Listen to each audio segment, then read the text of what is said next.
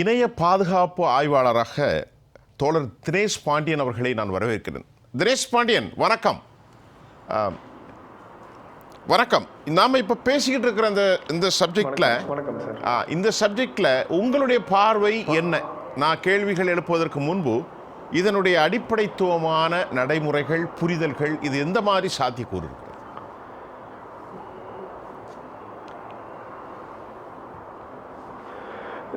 Sir, எனக்கு முன்னாடி பேசின ரெண்டு பேருமே ரொம்ப அருமையாக பேசினாங்க.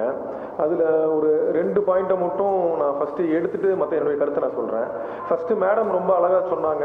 அதாவது அந்த பேனுன்றது வந்து சோஷியல் மீடியாவுக்கு மட்டும்தான், சோஷியல் மீடியா பிளாட்ஃபார்ம்ஸ்க்கு எதுவும் கிடையாதுன்னு சொன்னாங்க. அதை நான் அக்செப்ட் பண்ணிக்கிறேன் சார்.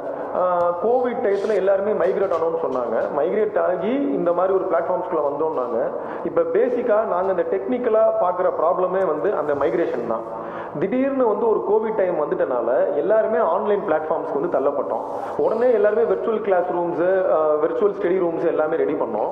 ஆனால் இந்த இணைய வழி தாக்குதல்கள், இணைய வழி குற்றங்கள் நடக்கிறதுக்கு உண்டான பேஸை கட்டுப்படுத்தக்கூடிய ஆன்டிவைரஸ், மால்வேர் ப்ரொடெக்டரு, யூஆர்எல் ஃபில்டர்ஸு, இந்த மாதிரி எதையுமே நம்ம மேண்டேட் பண்ணலை.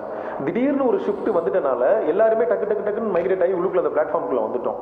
அதுவே நான் வந்து ஒரு பெரிய த்ரெட்டாக தான் ஃபஸ்ட்டு பார்க்குறேன்.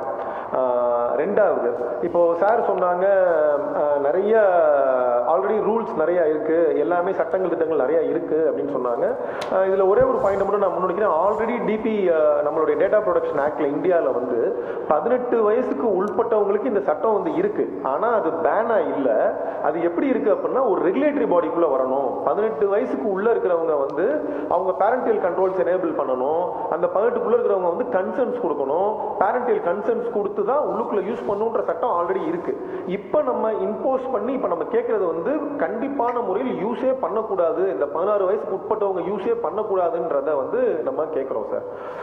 இதுல ரெண்டாவது பாயிண்டா நான் வைக்க வேண்டியது வந்து, நம்ம ஆர்டிகிள் 19ல 1 right to speech and right to freedom of ஸ்பீச்ல வந்து, அதாவது எதனாலும் பேசுறது, எதனாலும் பார்க்கறது வந்து கரெக்ட் அப்படின்றது ஆகாது சார்.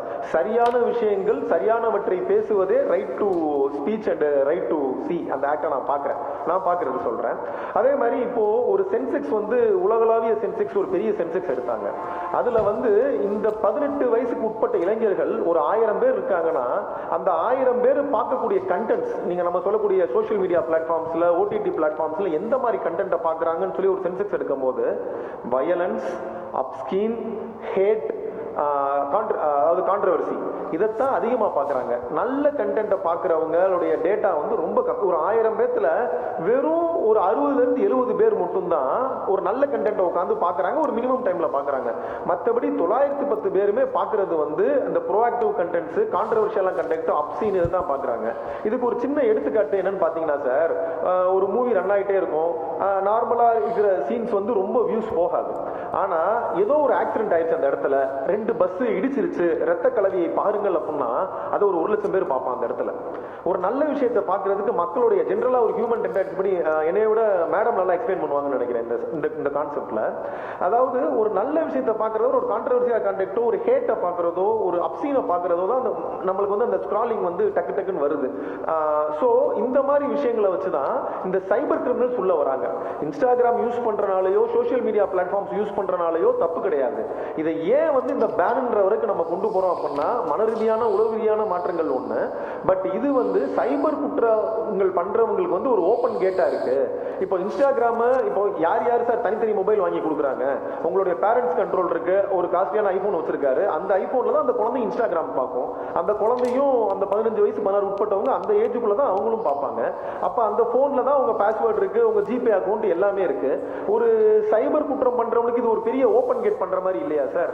சோ இந்த மாதிரி அதாவது சட்டத்தின் முன் வைக்கிறது வந்து ஒரு விதமான பார்வையா இருந்தாலும், எங்களுடைய இணையவழி குற்றங்கள்ல வந்து நாங்க பாக்குறது வந்து it is an open gate platform.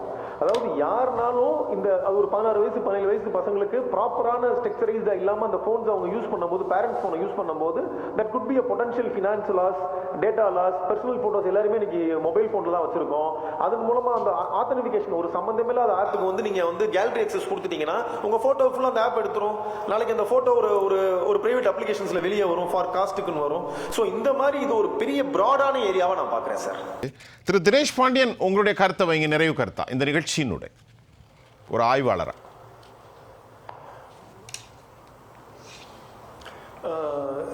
Sir, இப்போ மேடம் வந்து ரொம்ப அருமையாக சொன்னாங்க சார். அதாவது இது வந்து ஃபேஸ்புக்கு, கூகுளு இவங்கெல்லாம் வந்து சேர்ந்து ஒரு முயற்சி எடுத்து இதை வந்து கண்டிப்பாக ஒரு கட்டுக்குள்ளே கொண்டு வரணும்னாங்க, ஒரு ரெகுலேட்டரி பாடி ஃபார்ம் பண்ணி பண்ணணும்னு சொன்னாங்க. நான் 100% இந்த கருத்தை ஏற்றுக்கிறேன் சார். பஸ்ட் நம்ம ஒரு பேசிக்கான விஷயம் நம்ம தெரிஞ்சுக்க வேண்டிய கருத்து ஒன்று இருக்கு. இந்த பிளாட்ஃபார்ம்ஸ் எல்லாமே பார்த்தீங்கன்னா ஃப்ரீ பிளாட்ஃபார்ம்ஸ். இப்போ ஜிமெயிலாக இருக்கட்டும், இன்ஸ்டாகிராமாக இருக்கட்டும், ஃபேஸ்புக்காக இருக்கட்டும், இதுக்கு நம்ம எதுவுமே பே பண்ணுறது இல்லை. எல்லாமே ஃப்ரீயான பிளாட்ஃபார்ம்ஸ். இந்த ஃப்ரீ பிளாட்ஃபார்ம்ஸோட ரெவென்யூவே வந்து இந்த மாதிரி ஆட்ஸை புஷ் பண்ணி, இந்த மாதிரி கண்டென்ட்டை புஷ் பண்ணி அதன் மூலமா ரெவென்யூ பண்றதா அவங்களுடைய ஸ்ட்ராட்டஜியே. இதை வந்து நாங்க எங்க இதுல வந்து ஒரு மாஸ் சர்வேலன்ஸ் சிஸ்டம்னு சொல்லுவோம், சர்வேலன்ஸ் கேபிட்டலிசம்ன்ற டேர்ம்ஸ்லாம் நிறைய மென்ஷன் பண்ணுவோம். பட் அதாவது ஒரு ஒரு செக் பாயிண்ட் இருக்கணும் அப்படின்னு சொன்னாங்க மேடம். Absolutely right. அந்த ஒரு செக் பாயிண்ட் வந்து கண்டிப்பா இருக்கு. அதாவது 18 இயர்ஸ்க்கு மேல இருக்கிறவங்க தான் யூஸ் பண்ணணும் அப்படின்றனா. பட் இதை இப்ப காமனா டேஸ்ல பேரண்ட்ஸ் என்ன சொல்றாங்கன்னா, டேட் ஆஃப் பர்த்தை மாத்தி போட்டு ரிஜிஸ்டர் பண்ணு. எத்தனை பேரண்ட்ஸ் உடைய ப்ரொஃபைல்ஸ்ல கீழே லிஸ்ட் பண்ணிருப்பாங்க தெரியுமா? சன், டாட்டர் இன்லா அப்படின்லாம் லிஸ்ட் பண்ணிருப்பாங்க தெரியுமா? அதை வந்து அவங்க ஒரு பெருமையான விஷயமா நினைச்சுக்கிறாங்க. கண்டிப்பான முறையில் அது எங்களுடைய சைபர் செக்யூரிட்டி சமுதாயத்தை பொறுத்தளவு அது ஒரு பெருமையான விஷயம் கிடையாது. அதன் அடிப்படையில் கூட நிறைய அட்டாக்ஸ் நடந்துகிட்டு இருக்கு. ஜென்ரலா அவங்களுடைய பிசினஸ் மாடலை பார்த்துட்டோம். மேடம் சொன்னதுக்கு வந்து இந்த செக் பாயிண்ட் அப்படின்னா இருக்கு, பட் அது ஃபுல் ஃபிளெஜ்டா நம்ம யூஸ் பண்ணலன்றதை வந்து நான் இடத்துல முன் வைக்கிறேன். அப்படி யூஸ் பண்ணிட்டா எல்லாமே கரெக்ட் ஆகிருமான்னு கேட்டா கண்டிப்பான முறையில் பதில் இல்லைன்ட்ட. ஏன்னா இப்போ சார் சொன்னாங்க, ஒரு ஒரு காவல்துறை அதிகாரி அவர்கள் சொன்னாரு, ஒரு வரைமுறைப்படுத்தப்பட வேண்டும், இதுக்குன்னு ஒரு அமைப்பு நம்ம கொண்டு வந்து அது ரெகுலேட்டரி பாடியா. நிறைய ஆப்பை பேன் பண்ணாங்க, நிறைய ஆப்பை பேன் பண்ணதுக்கு அப்புறமும் திருப்பி வேற வேற பேர்ல வந்துருச்சு. அந்த ப்ளூ வேல்லாம் சொன்னாரு ஐயா மணிவண்ணன் ஐபிஎஸ் அவர்கள் மதுரை மாவட்ட காவல் கண்காணிப்பாளராக இருக்கும் போது தான் அந்த blue whale first attack, first death இங்க மதுரையில் நடந்துச்சு.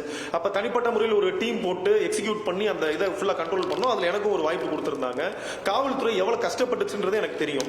அதே மாதிரி இப்போ I4C Indian cyber crime coordination centre, அதே மாதிரி சைபர் தோஸ்த் இந்தியாவுடைய வாட்ச் டாக், அதே மாதிரி இந்த 1930 இந்த மாதிரி கண்ட்ரோல் பிரிவென்ஷன் மெஷர்மெண்ட் சென்ட்ரல் கவர்மெண்ட்ல கொண்டு வந்து ஸ்டேட் கவர்மெண்டோட சேர்ந்து இதுக்கு முயற்சி செஞ்சுக்கிட்டு இருக்காங்க. நடந்துருச்சான்னு கேட்டா நடந்துகிட்டு இருக்கு. இன்னும் கூடிய விரைவில் ஒரு சொல்யூஷன் கொண்டு வருவாங்கன்றதை நான் ஒரு கருத்தா வைக்கிறேன்.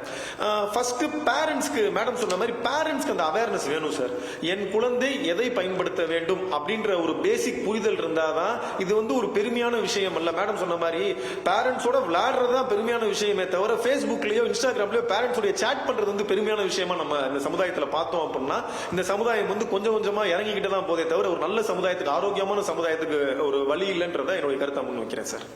சிறப்பு தினேஷ் பாண்டியன்.